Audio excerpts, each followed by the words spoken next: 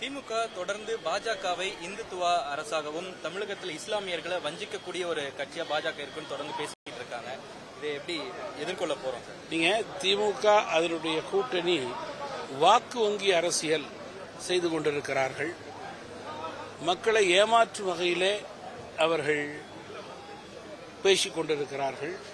மக்கள் இவர்களை இனிமேல் ஒருபோதும் நம்ப தயாராக இல்லை என்பதை நான் குறிப்பிட விரும்புகிறேன். இந்த தேர்தலிலே நிச்சயமாக அவருடைய கணக்கு தப்பு கணக்கு என்பதை நான் உறுதியோடு இங்கே குறிப்பிட விரும்புகிறேன். தேங்க்யூ. பீகார்ல இன்னைக்கு நான் ஏற்கனவே சொன்னேன், காங்கிரஸ் திமுக என்பது உடைந்து போன கண்ணாடியை ஒட்ட வைத்திருக்கிறார்கள். ஒட்ட வைத்த கண்ணாடியால் முகம் பார்க்க முடியாது. அப்படி என்றால் அது வாக்காளர்களுக்கு இனிமேல் பயன் தராது.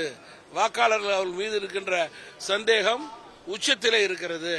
வாக்கு அவர்களுக்கு இல்லை என்பதை உறுதிப்படுத்தியிருக்கிறார்கள்.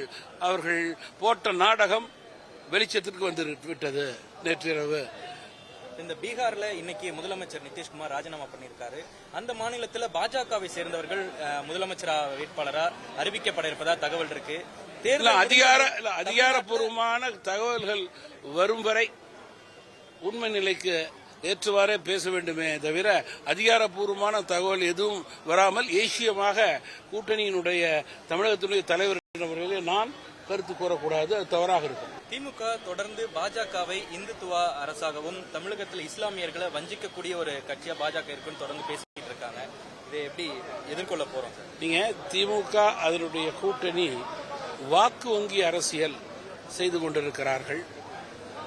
மக்களை ஏமாற்றும் வகையிலே அவர்கள் பேசிக் கொண்டிருக்கிறார்கள். மக்கள் இவர்களை இனிமேல் ஒருபோதும் நம்ப தயாராக இல்லை என்பதை நான் குறிப்பிட விரும்புகிறேன். இந்த தேர்தலிலே நிச்சயமாக அவருடைய கணக்கு தப்பு கணக்கு என்பதை நான் உறுதியோடு இங்கே குறிப்பிட விரும்புகிறேன். தேங்க்யூ. பீகார்ல இன்னைக்கு நான் ஏற்கனவே சொன்னேன், காங்கிரஸ் திமுக என்பது உடைந்து போன கண்ணாடியை ஒட்ட வைத்திருக்கிறார்கள். ஒட்ட வைத்த கண்ணாடியால் முகம் பார்க்க முடியாது. அப்படி என்றால் அது வாக்காளர்களுக்கு இனிமேல் பயன் தராது. வாக்காளர்கள் அவர்கள் மீது இருக்கின்ற சந்தேகம் உச்சத்திலே இருக்கிறது. வாக்கு அவர்களுக்கு இல்லை என்பதை உறுதிப்படுத்தியிருக்கிறார்கள். அவர்கள் போட்ட நாடகம் வெளிச்சத்திற்கு வந்து விட்டது நேற்றிரவு. இந்த பீகார்ல இன்னைக்கு முதலமைச்சர் நிதிஷ்குமார் ராஜினாமா பண்ணியிருக்காரு.